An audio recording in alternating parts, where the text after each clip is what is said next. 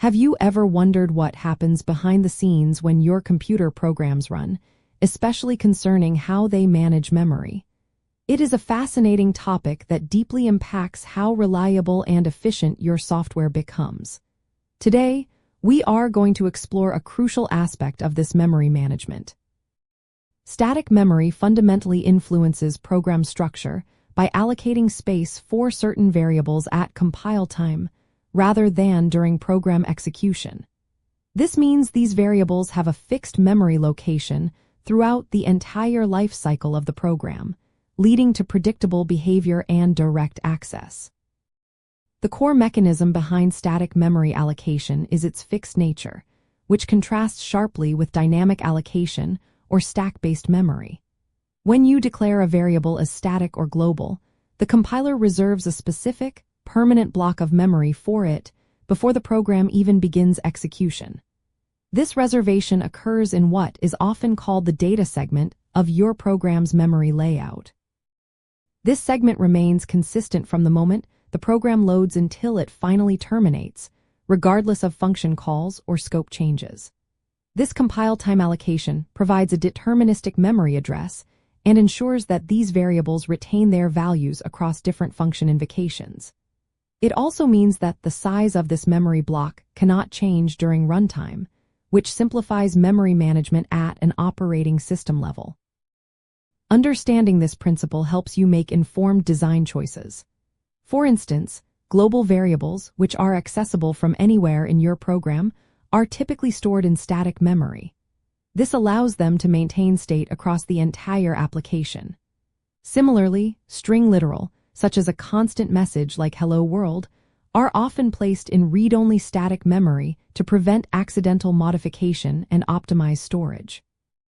By recognizing these characteristics, you can strategically use static memory for data that needs to persist throughout your program's execution, or for constants that should not change. This approach helps in managing program state effectively and can prevent certain types of memory-related errors. A key concept here is the distinction between the initialized data segment and the BSS segment. The initialized data segment stores global and static variables that have been given a specific initial value by the programmer. For example, if you declare an integer variable as static and assign it the value 5, that 5 will reside in the initialized data segment.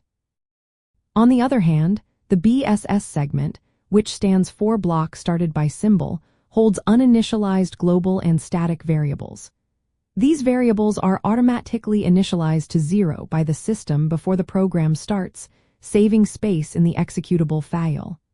Another critical aspect to consider is reentrancy. Functions that relying heavily on static or global variables can become non-reentrant, meaning they might produce incorrect results if called by multiple threads or processes concurrently. This happens because all calls attempt to access and modify the same shared memory location, leading to potential race conditions. Ultimately, grasping how static memory works empowers you to build more robust and efficient software architectures. It provides a foundation for creating programs with predictable memory access patterns and consistent state management, especially when dealing with data that needs to live for the duration of the application. Thoughtful use of static memory, alongside an awareness of its implications for concurrency, leads to better designed and more reliable systems, allowing you to debug and reason about your code with greater clarity and confidence.